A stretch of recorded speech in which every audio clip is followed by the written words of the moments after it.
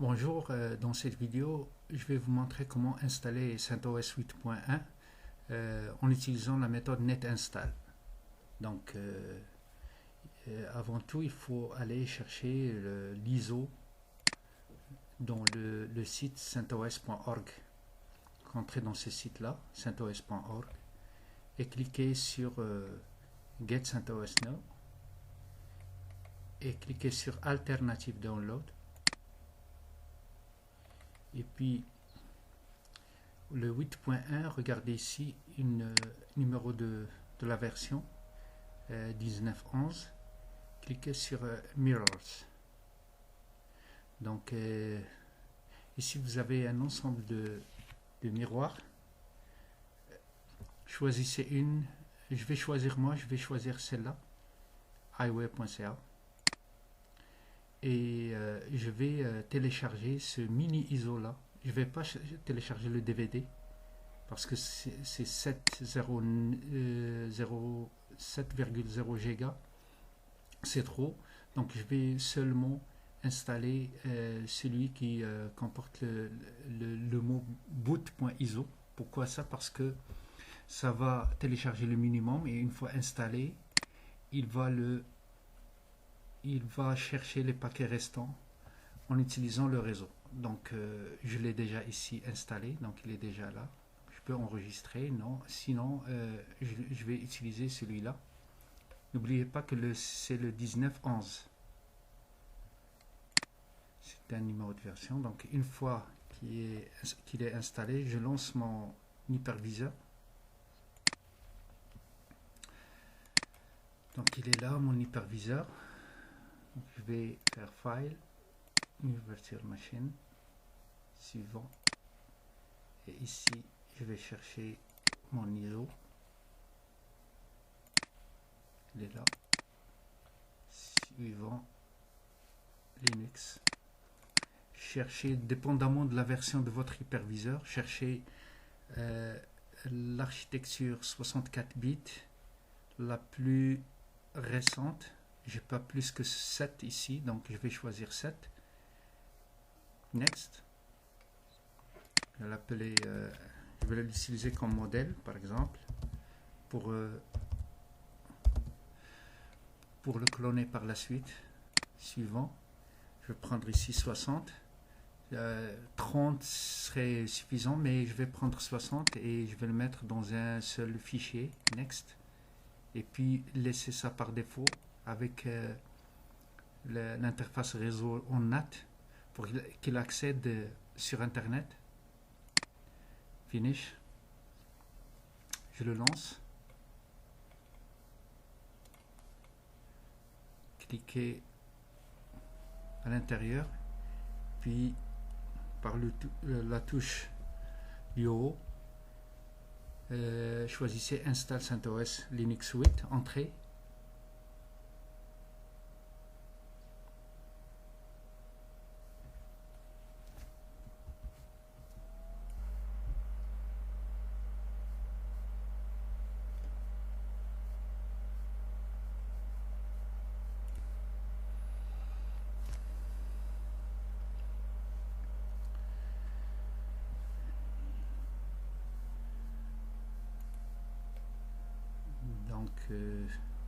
Ouais. Donc je vais chercher la langue.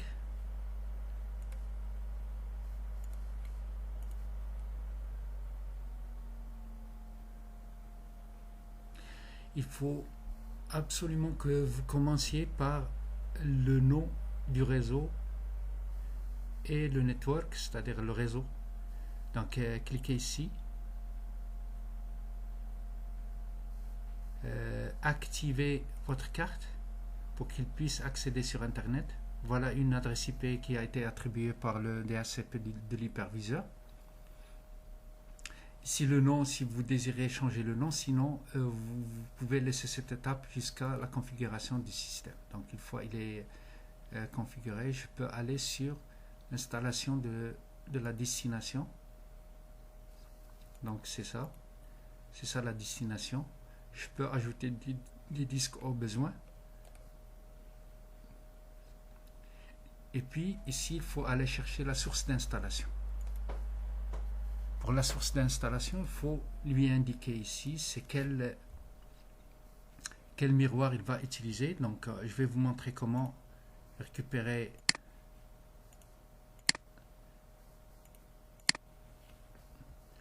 mémoire d'installation. Donc oui, c'est ça. Et je vais écrire ici mirror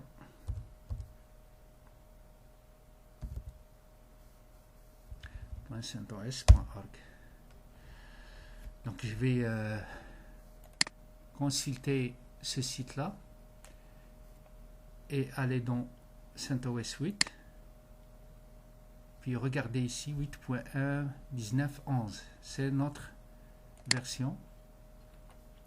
Je vais cliquer ici sur Base OS, sur l'architecture 64 bits est compatible, et ici sur OS.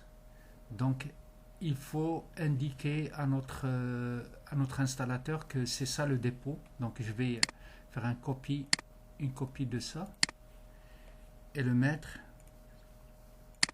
ici. Donc il faut le mettre en HTTP. Pourquoi? Parce que regardez ici, il est non sécurisé, c'est HTTP. Et puis il faut faire attention à l'accentuation parce que c'est pas agréable comme donc je vais éliminer le HTTP et le E accent. Là où il y a les E accent, je vais mettre un slash.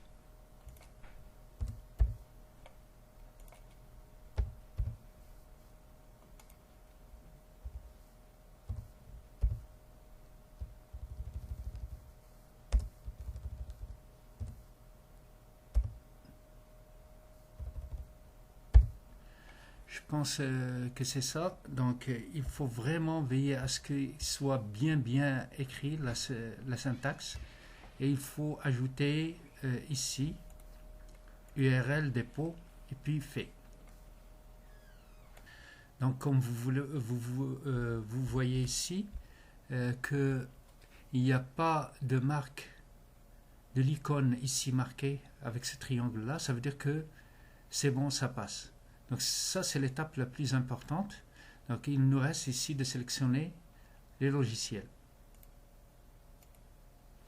Donc je vais sélectionner un logiciel. Je peux par exemple sélectionner l'installation minimale si je ne veux pas d'interface graphique, sinon un serveur, et je vais installer l'interface graphique ici.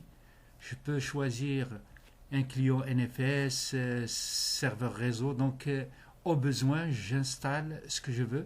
Sinon je peux installer les paquets désirés lorsque l'installation sera terminée, c'est-à-dire lorsque le système sera démarré. Fait et commencer l'installation. Ici on doit fournir un mot de passe pour l'administrateur root. Essayez de choisir un mot de passe fort.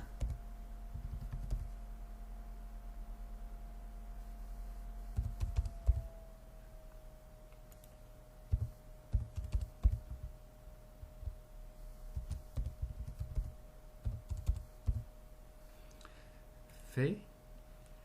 Et je vais créer un autre utilisateur. Je vais l'appeler Khalid, par exemple. Et je vais lui attribuer un mot de passe fort.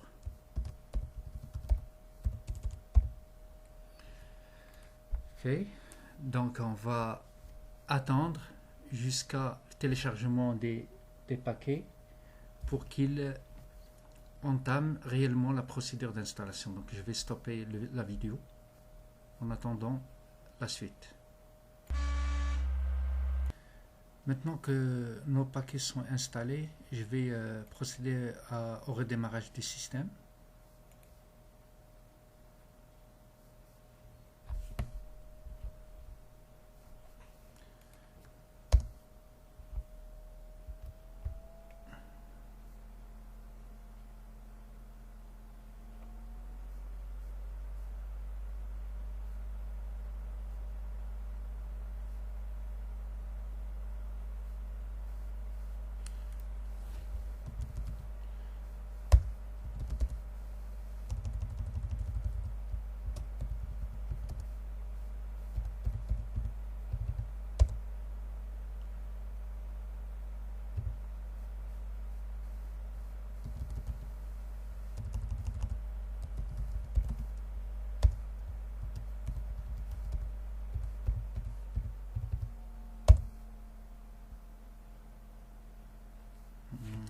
pense que mon clavier n'est pas bon.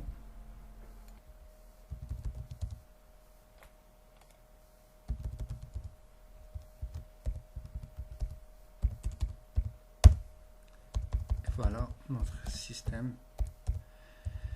il est bien configuré. Donc c'est tout ce qu'il y a pour cette vidéo et à la prochaine.